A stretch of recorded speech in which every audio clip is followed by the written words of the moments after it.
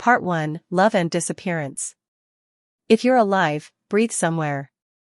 I'll find you. Even if I have to tear the world apart. I heard his voice on a hacked security recording months later. Not rage. Not hatred. Just a man begging empty air. Chapter 1, The Contract. The conference room smelled faintly of leather polish and old paper, an aroma that made my chest tighten with both anticipation and fear. Across from me sat Aries Blackwood, his silver eyes calm yet piercing, calculating every subtle movement I made. "You can walk away," he said, his voice low and measured, a dangerous calm underlying it. I swallowed, feeling the weight of the pen trembling between my fingers. "I can't," I whispered, almost to myself. Each word felt like a chain closing around my ribs. My eyes flicked to the polished surface of the table, watching reflections of our faces distort like fractured glass. The act of signing the contract felt like cementing fate I didn't fully understand, a future sealed not by love, but by necessity. I felt the faint pulse of fear in my fingertips, a reminder that every choice had consequences. Chapter 2, Quiet Strangers. We moved together through the apartment like polite strangers, sharing the same air but keeping emotional distance. I brewed his coffee slightly weaker, noticing the subtle tension in his jaw when bitterness lingered too long on the tongue. He adjusted the thermostat every evening without comment. I bought thicker blankets to stave off the chill for myself. Small acts, invisible to the other, became our silent dialogue, a language neither of us admitted existed. Each glance, each hesitation, carried weight, tension coiled like spring wires beneath the surface. Nights were the hardest. I listened to his steady breathing, noting the minute pauses, the way his chest rose unevenly. There was a fragility in that rhythm, one that I couldn't name, but instinct told me was dangerous. Chapter 3, The First Crack. The first real fracture came during an ordinary afternoon in the kitchen. My hand slipped on the knife while slicing vegetables, blood blooming across my fingertip. The metallic scent mixed with the faint aroma of herbs and toast. He appeared at the doorway instantly, eyes wide, breath sharp. "Don't move," he said, voice low and urgent. I froze, aware of the tension radiating off him in palpable waves. His hands hovered near me, not touching, restrained by something deep and raw, fear, protection, desire, control all entwined. In that moment, I realized the line between discipline and instinct was thinner than I'd ever imagined. My pulse matched his, fast, shallow, a shared heartbeat of unspoken acknowledgement. Chapter 4, Storm Night. Thunder slammed violently against the apartment walls, vibrating through floors and bones. Lights flickered, then failed, leaving us in thick darkness. His breathing changed beside me, faster, sharper, primal. "I hate storms," he admitted quietly, the words barely escaping. I shifted closer, offering warmth through proximity rather than touch. "Stay," he whispered. One fragile word, heavy with longing and unspoken fear. My chest constricted with the realization that love had crept into the spaces we thought we could control. Outside, rain hammered the glass, echoing our inner turmoil. We were both awake, both aware that something had changed irreversibly. Chapter 5, Warning Message. It arrived on my phone, "We know where you are." My stomach dropped. My pulse thundered. I watched him sleep, soft and unarmored, and felt the full weight of our vulnerability. Staying would put him at risk. I dismantled my existence with meticulous care, accounts deleted, phone crushed underfoot, every trace of presence erased. The air smelled of ozone and faint electronics, a sharp sting in my lungs. I left a single note, sharp enough to wound emotionally: "You never needed me."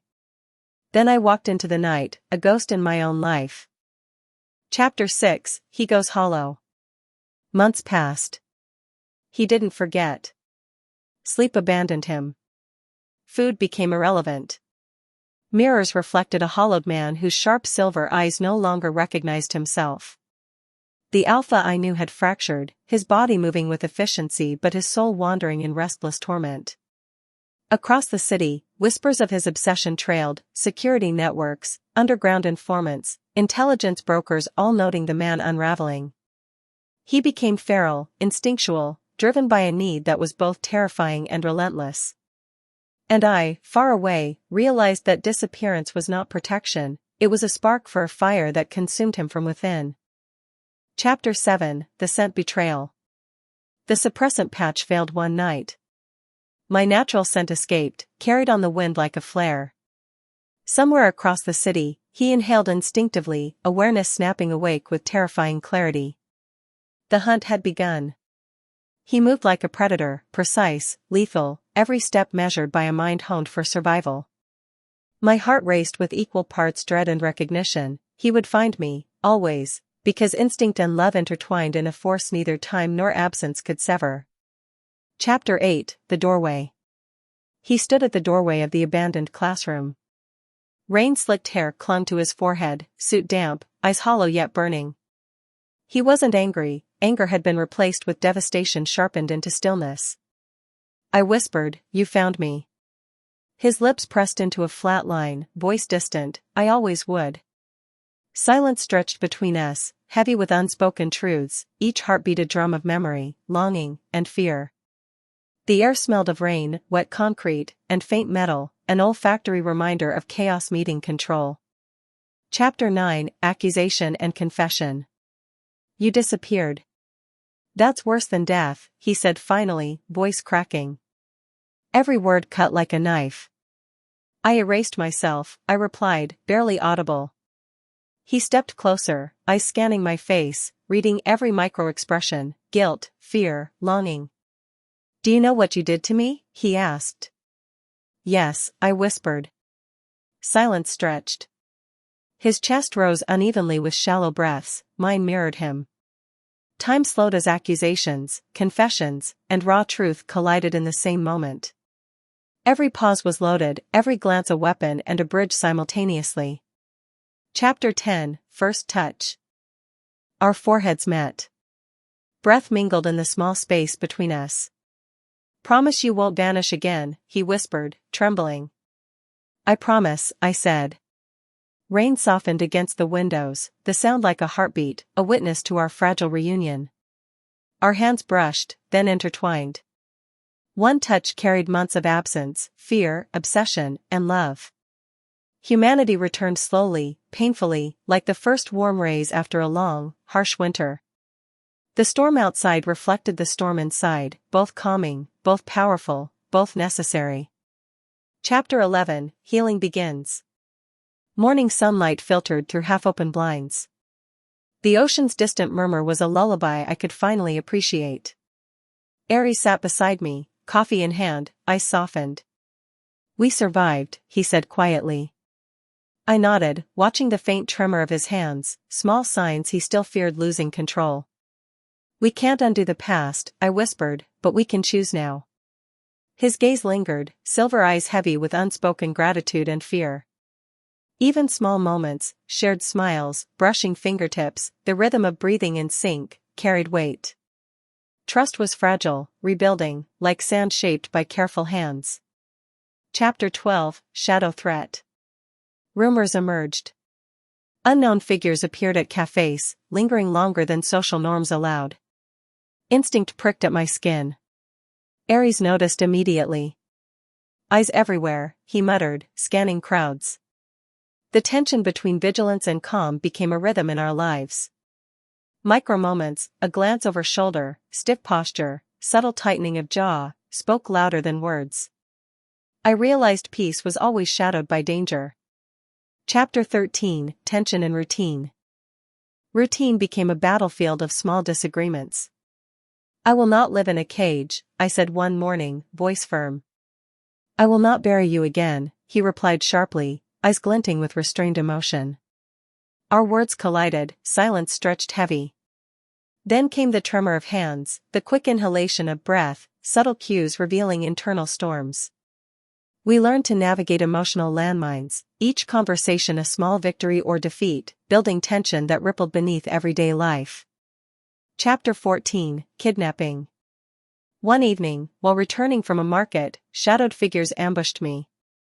Chemical-laced smoke burned my lungs, hands gripped me tightly. Darkness swallowed my vision. Panic sharpened into instinct, adrenaline thrumming like a live wire through my body. Every sound, a boot step, a metallic click, heightened my awareness. I noted patterns, weaknesses. Survival demanded total focus, calm amidst chaos. Chapter 15, Ferocity Controlled. Aries arrived with precise, lethal focus. No madness, no uncontrolled rage, only calculated precision. Each movement, each breath, measured. I felt his presence approach like a tidal wave of power tempered by love. The air smelled of rain, gunpowder, and wet concrete. Even in danger, there was clarity, a shared heartbeat of purpose. Don't forget to subscribe for more stories if you haven't already. Now, back to the story. Chapter 16, Omega's Strength. I used captors' routines against them, subtle manipulations, whispered commands, "You're not paid enough to die tonight." Micro-expressions betrayed fear. Eyes widened, hands trembled. Control shifted subtly, tension heightening with every pause. Inner thoughts raced, analyze, plan, survive. Survival was not passive, it demanded intelligence, patience, and courage. Chapter 17, Rescue Collision. Gunfire shattered the warehouse silence. Smoke and chaos filled every corner. Our eyes locked across the battlefield. "You came," I breathed. "Always," he replied. Fighting side by side, equal partners, adrenaline synced with breaths and heartbeats. Pain and fear became fuel, each movement precise, calculated, yet instinctual. We were unstoppable together, a symphony of survival. Chapter 18, Aftermath. Hospital silence enveloped us. Tubes, antiseptic, the faint hum of monitors. "I'm terrified of being weak again," Aries admitted, voice barely audible. "I'm terrified of losing you again," I whispered. Tears mingled with quiet laughter. Trust slowly rebuilt in fragments, a hand held, a smile shared, a soft exhale in the dark. Fragile peace returned, carefully nurtured. Part 2, Rescue and Rebuilding. Chapter 19, Fragile Routine. Days passed by the sea. The breeze carried the scent of salt and sand. Mornings calm, nights restless. Trauma still lingered. We learned to live with quiet, coffee, shared breakfasts, long walks. Small smiles, small touches, subtle reassurance. I noticed the slight tremor in his hands when he laughed. He noticed the way I paused mid-step, still hyper-aware. Healing was measured in micro-moments. Chapter 20, Shadow Recognition. Unfamiliar faces lingered, eyes too focused, movements too deliberate. Instinct screamed. Aries' jaw tightened. "They're back," he murmured. A glance, a tilt of the head, a tightened grip on the railing, we read the city like a battlefield. Suspense built, unspoken, slow-burning. Chapter 21, First Tension. Cameras appeared overnight, sensors activated. Aries' overprotective measures clashed with my desire for freedom. "You're controlling," I said softly. "I'm guarding," he replied, tension heavy in his tone. Small actions, lingering glances, pauses in speech, hand tightening, spoke volumes. The emotional rhythm was jagged, dangerous, yet necessary. Chapter 22, Emotional Confrontation. The first real fight erupted quietly. Words became weapons. "Love me, not possess me," I said, voice trembling. "I cannot bury you again," he shouted. Tears, whispered apologies, shaking hands, rapid breaths. Every micro-expression amplified the tension. Silence afterward was heavy, thick with introspection. Emotional cliffs stretched before us. Chapter 23, The Setup. A covert threat lured Aries away. I stayed, hyper-alert. Every sound, every shadow analyzed. Breath caught, pulse raced. The tension built like a coiled spring, each small movement potentially fatal. Strategy and instinct intertwined. Chapter 24, Kidnapped Again. Ambushed in a dim alley. Chemical agents burned lungs, hands gripped tightly. Darkness swallowed me. My inner monologue raced, analyze, survive, escape. Each heartbeat echoed in my ears. Sensory details, wet concrete, metallic smell, distant sirens, sharpened focus. Chapter 25, Ferocity Controlled. Ares hunted with surgical precision. No chaos, no frenzy, only lethal efficiency. Air thick with rain, gunpowder, adrenaline. Every movement deliberate, calculated. He had become the ultimate protector, tempered by love, not obsession. Chapter 26, Omega's Intelligence. I manipulated captors, subtle psychological strategies, whispered suggestions, shifts in eye contact. Each reaction noted. Survival demanded intellect and calm. Suspense built with every small victory, inner tension coiled like a spring. Chapter 27, Rescue Collision. Gunfire, smoke, chaos. Our eyes met across the battlefield, synchronicity in motion, every step measured. Adrenaline surged, breaths and heartbeats aligning. Pain, fear, and relief merged into a raw, electric intensity. We fought together, unstoppable. Chapter 28, Near Loss. A blade cut my side while protecting him. Blood-soaked clothing, skin burned, pulse raced.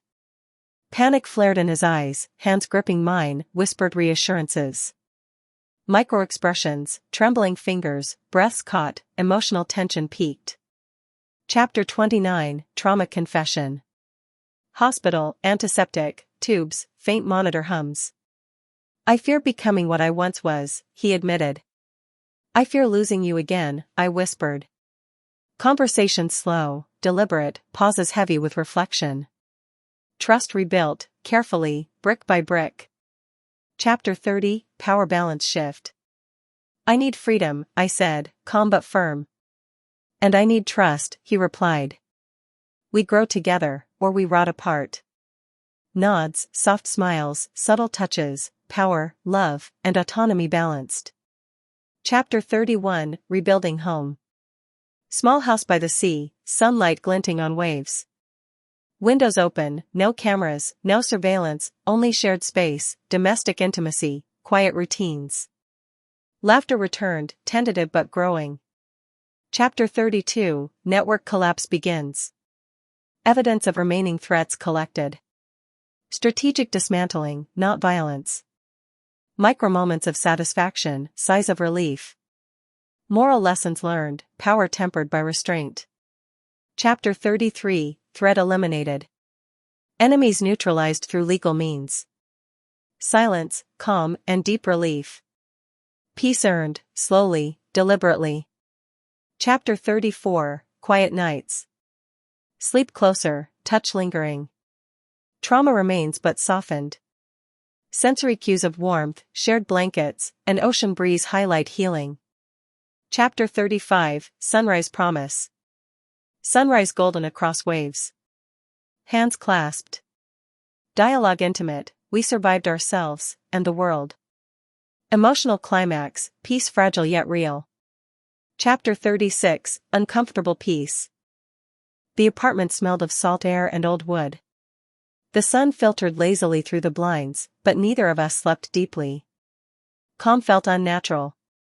Trauma whispered in quiet moments, boredom gnawed at edges. I watched Ares across the room, silver eyes alert, jaw tight, even here, even now, he was always calculating, always preparing. Our hands brushed occasionally, small touches weighted with awareness. The tension between safety and unease was a constant undercurrent, like a quiet storm just beyond the horizon. Chapter 37, The Offer. A discreet message arrived, encrypted and urgent. A global network wanted me for a strategic initiative, dismantling underground threats. The offer smelled of power and danger. It promised control, influence, and the chance to prevent future disasters, but moral compromise lingered. I studied the message for hours, fingers tracing the paper edges, mind spinning. I can't tell him, I whispered to myself. The temptation tugged at my instincts, protect the world, but at what personal cost? Chapter 38, Secret Begins.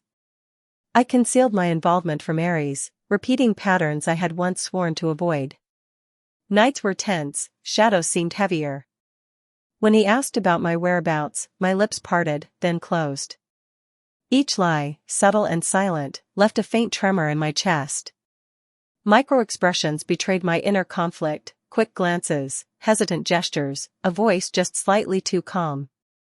Love became interlaced with guilt. Chapter 39, Aries senses distance. "Something's off," he said one night, silver eyes piercing through dim candlelight. His hands rested lightly on mine, but they didn't squeeze, a subtle probe for truth. "I'm fine," I murmured, though my pulse betrayed me. Tension built in the room, a slow burn awareness stretching each second. He tilted his head, nostrils flaring, subtle inhale, alpha instincts detecting the gap growing between us. Chapter 40, Moral line crossed. The network required a morally gray action, a covert elimination to ensure mission success. I authorized it, feeling the weight of guilt pressing against my sternum. The night was cold, rain tapped on the windows. "I'm changing," I admitted to myself in whispered confession. Fear, excitement, and power coursed in equal measure. My reflection in the mirror looked alien, almost monstrous. Chapter 41, Power intoxication. Control became intoxicating. Strategy felt like a drug, every calculated move fueling adrenaline and subtle ego. Micro-behaviors changed, fingers drummed against tables, eyes lingered on data longer than necessary, lips curved in faint satisfaction when outcomes matched plans. I barely recognized the Omega who once fled from danger. I balanced on a knife edge between efficacy and obsession. Chapter 42, Identity fracture. Nightmares returned, vivid and clawing. I awoke screaming, cold sweat soaking sheets, heart thrumming violently. Mirrors reflected a stranger, pale, tense, eyes wild with calculation. Identity fragmented. Who was I now? Omega? Survivor? Predator? Lover? The question haunted every breath. Chapter 43, Confrontation. Aries confronted me at sunrise. Silver eyes, usually soft, now blazing with suspicion. "You're hiding something," he said. I faltered, breath caught. "To protect you," I whispered. "By becoming someone I don't recognize?" he shot back. Dialogue cut like knives, pauses were heavy with unsaid truths. Micro-expressions, trembling lips, flared nostrils, clenched fists, made tension nearly tangible. Chapter 44, Manipulation revealed. Evidence surfaced, the network had manipulated events to trap me in power. Rage flared, relief washed over me simultaneously. "We've been pawns," I murmured, voice trembling. Understanding the trap sharpened resolve, the final move had to be ours, not theirs. Chapter 45, Obsession risk. Aries' instincts teetered on the edge of obsession. He wanted control to protect me, to dictate every choice. But he paused, inhaled, and let me make my own decisions. I noticed the slight shaking of his hands, subtle catch in his breath, tension turned into restraint. Trust, fragile, stretched to its limits. Chapter 46, Mutual darkness. We committed morally gray acts independently, each for the other. His calculated violence kept me safe, my strategic choices prevented larger catastrophes.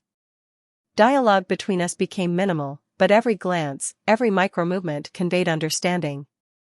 Darkness intertwined with love, survival intertwined with ethics. Chapter 47, Consequence strike. An innocent casualty occurred. The world's weight pressed down. Blood, fear, guilt, sensory details vivid. We grieved quietly, silently, learning the cost of power. Dialogues were whispers, silence screamed louder than words. Pain refined purpose. Chapter 48, Breaking point. We separated temporarily, physically and emotionally, to heal. Sleep alone, meals alone, thought alone.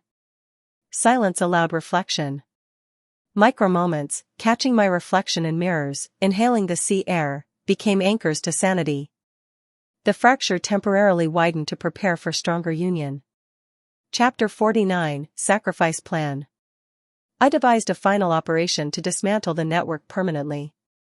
Risk was personal, stakes high. Heart raced, palms damp. I whispered plans to myself repeatedly, rehearsing outcomes, visualizing obstacles. Each calculation precise, each risk measured. This was autonomy, survival, and redemption intertwined. Chapter 50, Trust Choice. Aries stepped back entirely. I trust you to come back, he said, voice low but unwavering. Relief and love surged through me. Micro-expressions, slight smile, softened eyes, relaxed shoulders, communicated everything unspoken. For the first time, love coexisted with freedom. Chapter 51, Final Collapse. The network collapsed. Threats neutralized.